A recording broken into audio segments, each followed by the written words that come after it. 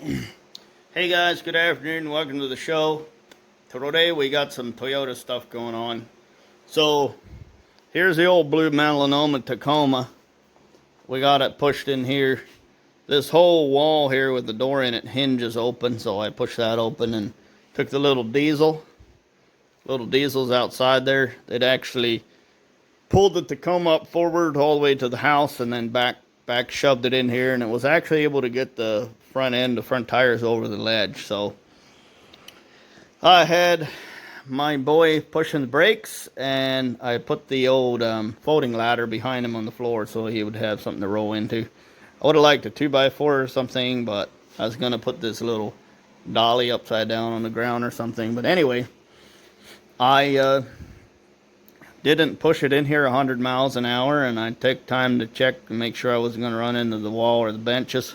Would have sucked a lot if it just rolled out the back wall, and then we'd have had that to fix. So good stuff, good stuff. Anyway, so today's order of business is to get this gas tank out. I maybe didn't tell you guys, but part of the reason this truck came off the road was, well, we didn't have the cash for the insurance or the gas for it. So we kind of hungered down for a little while, and part of the reason also was that Leroy was over here one weekend and saw gas coming out the bottom. So anyway, what happened is, if you look at the curvatures of the tank top is profiled. There's sort of some humps and things in it, lots of curves, and then your sides are gusseted with the weld seam and such. But the bottom is flat. So this truck was in an accident at some point. I don't think it's on any reports that I know of, but all the front fenders and hood and stuff are all new, and the core support's pretty damaged. Inside fenders are. And what else was I going to say? Oh, the charcoal box was damaged. So I think we figured out a method to get around the charcoal thing. So after a while, though, I did find there was a line back here that was off. So and this is a new tank as well. So somebody changed the tank. They put lawnmower fuel hose on it, and they didn't hook up the line for the evap. So that I capped off to keep water from getting into the tank while we're doing river crossings and whatnot. So that's basically it. So now what happens is all the pressure built up inside the tank, which I thought these caps would relieve the pressure once it got high, but they actually don't. They bypass the pressure up into the charcoal canister and then into the intake manifold. So, or the air box or somewhere in there. So I didn't know this. I did check though. If you pull vacuum, if you suck on the cap, it'll actually let air pass through. So it'll let air in, but no air out. So what happened is the bottom of the tank buckled and swelled every time the gas heated up and started building pressure, which I kind of knew. I took the cap off, and it would even suck if the tank was empty. So, or maybe it was blowing. I guess I didn't pay that much attention to it. Even though it's a large volume, so it would feasibly pull some vacuum, seeing as the cap, it does take some sucking to make the cap bypass. So anyway, the long and short of it is that every time the tank would fill with pressure, it would buckle the bottom down, and every time it would relieve, it would suck the bottom back up. So eventually cause a crack after a year or two. So now I think what we're going to do is we'll drop the tank out. We're going to see if we can find a shop to weld it that won't, that will actually do it. There's a few ways to do it. One, I believe, is fill the tank with CO2, argon, or one of the other inert welding gases. I have heard of using carbon monoxide. I don't know what the outcome might be. That might be dangerous. I don't know. I've heard of filling it with water. I've also heard that the gasoline will stick to the tank sides and may be combustible even after it's air dried and cleaned. So if we fill the thing to the tippy top with water and flip it around and try and weld, there might be some issues with steam building up and turning into an explosive pressure vessel, like a steamboat boiler back in the day. There might pressure, being under pressure might make our welds leak. There's also the chance that the gas might ignite in the air pocket and blow up the tank anyway. So there's a lot of dangers. I don't know which way that we could do it safely, so I think we're going to pull the tank out and take it to a welding shop. Alright guys, so with that in mind, I think we're going to put a breather on the tank and run that up high somewhere where it's safe. I thought of running it in the cab, but then again, we would probably die from gasoline fumes, so that might not be such a smart idea. I guess the only thing is we limp this truck along as long as we can. So guys, we're gonna get right into this. The front, there's a plate about as wide as a gas tank that bolts the seam of the tank to the frame. So we're going to see if we can get those guys off. And then in the rear, there's a strap. The strap bolts on here, and then the cross member, and then it wraps under the tank and comes up in this pin with a pin on the cross member. So we're going to drop the front part of the tank first, maybe not on this transmission jack, but we will probably put a jack stand under it, and then we'll drop the rear. We unplugged the center unit already, and I don't need to worry about the lawnmower gas lines until it's actually down. So very good. Oh, we could spin this trolley around. It's actually longer than the tank, and it's going to interfere with us getting in there with the impact wrench. So it's actually also pinned back here, right there. So this tank has been replaced. I think I did mention that. So my brain's tired. So we're gonna try and figure out which way they did it the last time. That way it's not gonna be an undue pain in the rear end, to say the least. I did pressure wash this truck really well, not awfully long ago. So alright, anyway, I'm gonna shut up and get to work. I will catch up with you at... Alright guys, we got the tank out. I just pressure tested this. So what I usually do to pressure test something is I'll take a piece of inner tube with whatever valve stem in it, and I'll clamp it over the inlet somewhere. I mean, you could also just blow air in here. I had this capped, so that actually went flying. So I had all of this off before, and I didn't remember having this flap open, but no big deal. So I foolishly flipped the tank over on the driveway while I was washing it and smashed this corner off. So hopefully I can find that. If not, I'm gonna have to buy a whole new thing. You know what's odd about this sending unit? It's really slow to... It might just be the dashboard that's really slow to show me how much fuel's in it. So that's what we got. We got mean green, which is kind of like purple power. This guy here, very rusty. So I got a bucket of vinegar again. So I might have to set the whole thing in there. I actually thought about using vinegar in here. However, you can see an oil slick right around the edge. So it feels like we're getting pretty good results. Getting pretty good results the way it is. So, alright, I'm gonna actually bulge the bottom a little bit with the air hose. My first warning was a loud pop when the air filler, or it's like allows it to get air, the secondary hose that goes up to the fill spout. So there's the problem. tiny little crack. So every time the thing would pressurize, it would bulge, and then this was the fatigue stress point. So all the stresses came together right here to make that happen.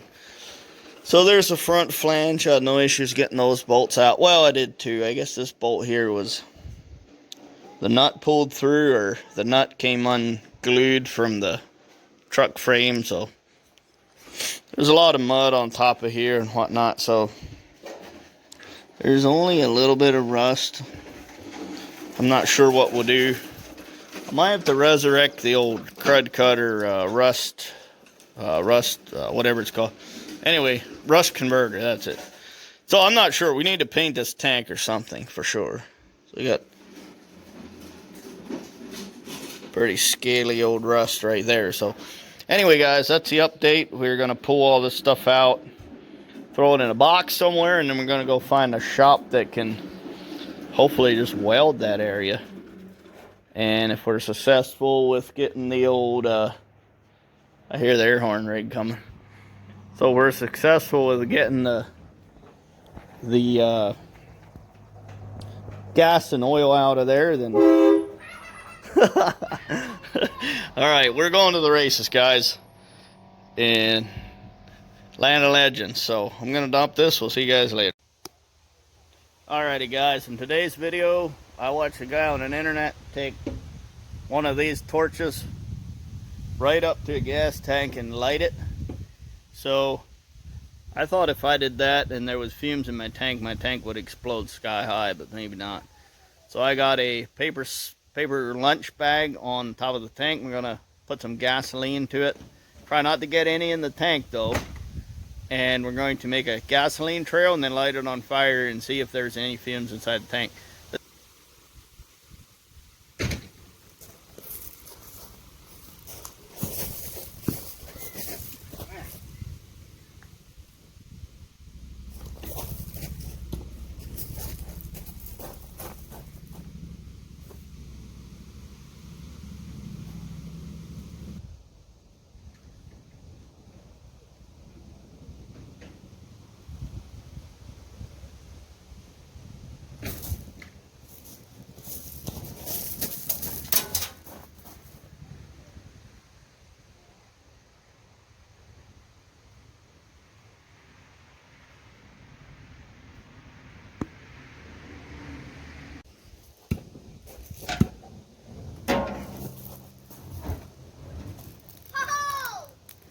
Well, we got a little gas inside the tank. And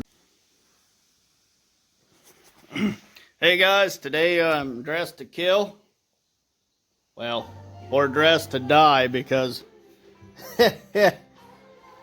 sorry, there we go. I'm welding the gas tank for the Tacoma with the old Fluxinator 5000. Okay, we're ready to weld.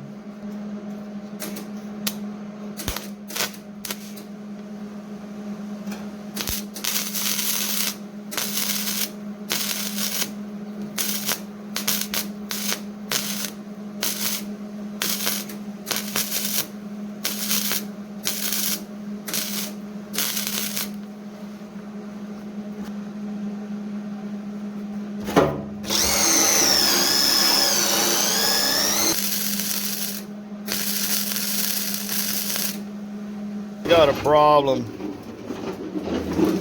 The frame's got a bunch of holes in it right above the rear spring hanger.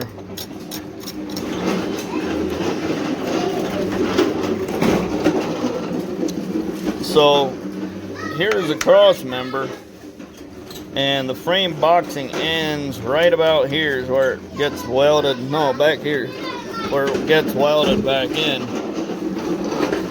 So here's a previous repair. So most of this is just dirt and undercoating. So over here on the bottom of the cab floor, it's doing its job. Here we got some more rust releasing. So if you have a scaly truck frame, you spray it with used motor oil, all this scale stuff comes off. This is dirt. This is along top of the old repair. So we're gonna tie into this repair. We'll probably cut it from, cut back here and make a new panel. I gotta see what steel I've got. So we can't have the frame cave in here by the spring hanger. And the gas tank covers this whole area. So the good news is the undercoat is working. The bad news is there's some places where there's more damage than what I knew about. So anyway, I'm covered in dirt, so I'm gonna pull this truck outside and we'll power wash this whole area off. Alright, here we go. So I decided to use a plasma cutter instead of the old death wheel. So let's get underneath here and take a look at what we're doing. I did put it up on the old hardwood block, so hopefully we can do this without getting killed.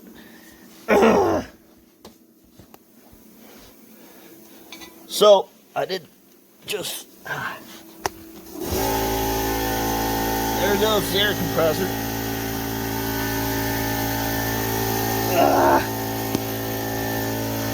Yeah, this is... I got these fuel lines hanging in my way, but other than that, it's pretty spacious in here. So, it actually goes all the way up here, so I might have to see if I can get in here with the plasma, and maybe we can go up here and then all the way down a ways. I'm not sure. Probably at least to here. I'm gonna cut around this, and it looks like there's a patch on here. We're gonna have to cut this off. Maybe I'm not sure. No, that's factory, because that guy's got it too. I might just have to grind it all the way down, and then we can maybe make a little triangle that kind of does the same thing. Because it'd be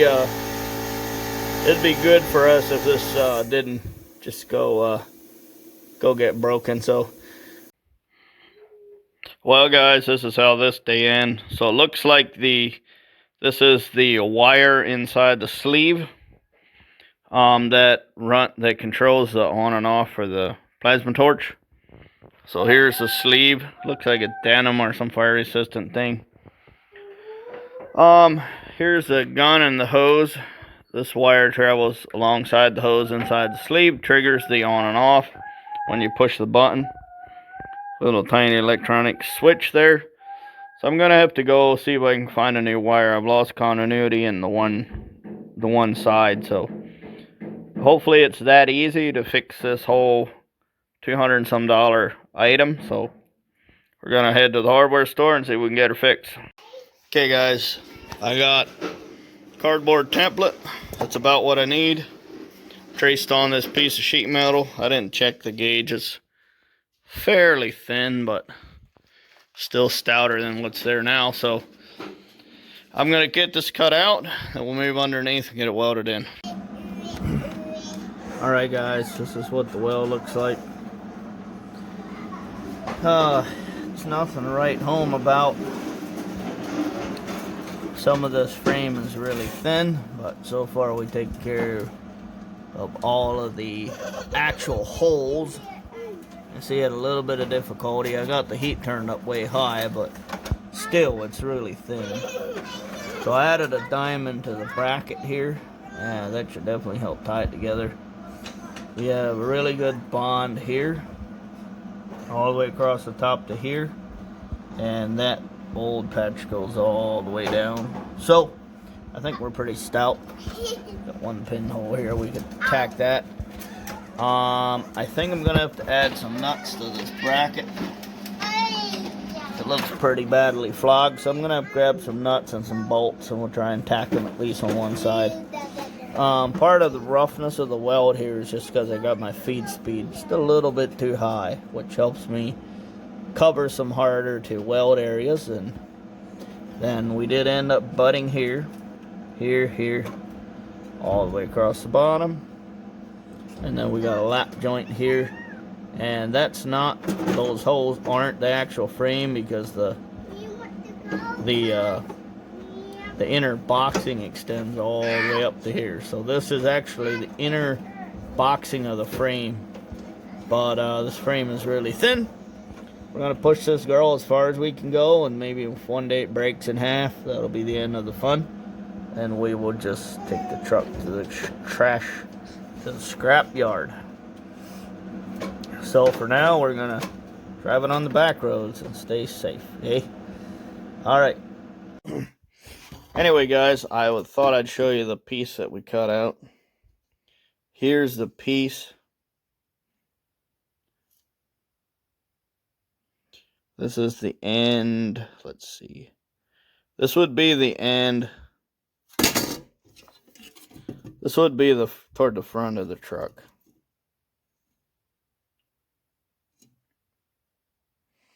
It's pretty thin, but I feel like there's still paint here. I think that black is actually paint. And this is paint over here as well. So I take it that these frames are incredibly thin when they're new. And then this papery thin end is the end where we had a lot of blow through here with the welder set on kill. Set to weld 1/4 of an inch in one pass. So obviously it didn't weld that great, but yeah, we had a nice solid weld on the top, nice solid weld on the bottom. We were able to tie into that other piece of channel on the bottom. So this frame didn't break it in half when we jumped the truck 2 foot in the air, so I got confidence. If that's the original thickness of this frame, it's just unbelievably thin. Probably almost as thin as this Predator gas tank. Probably almost as thin as this Kohler exhaust muffler made out of bedposts.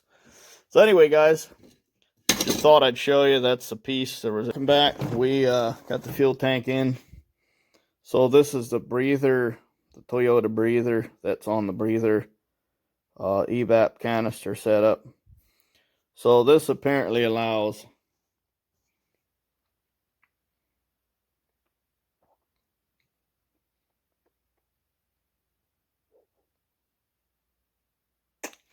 I think it's supposed to be a one-way valve. I can push a little bit of air through. I can pull air out. So air would pass out but not in, I think is the idea. And this, of course, is pointed toward the exit. So I left that out. This is a new cap I got. And this will... Can't do... maybe I can.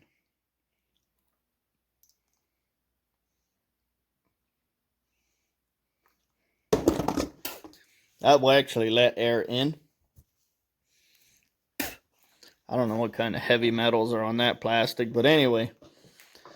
So that would essentially, the gas cap lets air in, and then the breather side of everything lets the engine put vacuum on the breather and check the fuel tank for leaks. So now we have this fuel line and filter in between the cab, vending the fuel tank. So, for off-road use only, I guess. So I have 3 lines coming off the top of the tank. Fuel in, fuel return. I put a little sealant on all the hoses. A little bit of lubricant on this clamp. Got a zip tie holding my fuel spout up. It can still kind of break away. That's the idea of using a zip tie, is to have breakaway. So the tank's all in. The frame's fixed. This truck should be a little bit better shape now. I want to keep running it. So the main thing on these Toyotas really is to get the front ball joints done. So I'm going to go brand new OEM ball, upper and lower ball joints. And trying to think, Bilstein front shocks, and I still got to order the OEM 2001 4Runner front coils. I think they look a lot stouter than what I've got here. However, we could put the Bilsteins together once with these springs and set it at the highest ride height and see how we go. So anyway, I do have the spring compressor here, so that should take care of my fuel tank. It is vented safely and shouldn't have a hole. I did not check it for leaks, however, I think I'll put a gallon of gas in it. I was thinking earlier maybe I should just go where that hole is, where the crack is, and put a drain bung in, which would be great now because I could put some water in it maybe and drain it. But I'm gonna have to get some gas, put some gas in here, and I got to get under there and hook up the fuel line and fuel filter again. It's very nice to have a nice clean tank. There was some dirt that did get in there, but it'll be fine. There's very little dirt, and the filter sock will take care of that. So pretty much tank's all back in for sure and vented, and we won't have the cracking issue again. So I got to hook up the fuel filter underneath. I forgot to do that, or I probably would have already. I think I got my socket and everything I need, so I'm going to hop under there and do that. And that is the end of the fuel tank repair. And I think it's going to be good. I can't wait to move on to the next items on the list. And I wish I had the time, the financial ability to take the time to turbo this sucker. Turbo this pig. Anyway, hopefully I can keep pushing this on a little bit longer until we're in a better place financially. Maybe at that point we can throw a turbo on it and crank up the boost and rip it. But man, that would be a dream of mine. For now, I want to get it roadworthy. As roadworthy as I can possibly get it anyway. And get back to driving it and have it run right, idle correctly, and all of the good stuff. I really miss sitting in the seat, smelling the smell of the interior. Anyway, it's not much, but it's mine. It's paid for in it. And it works up until this point. So anyway, guys, I won't prolong it. We will see you in the next video. Thanks for watching. Comment. Let me know what you think. Even if you think I'm crazy, that's also okay. If you're not in my shoes, that's a good thing too. So we're going to keep on fighting. Like, subscribe, and we'll see you in the next video. Bye.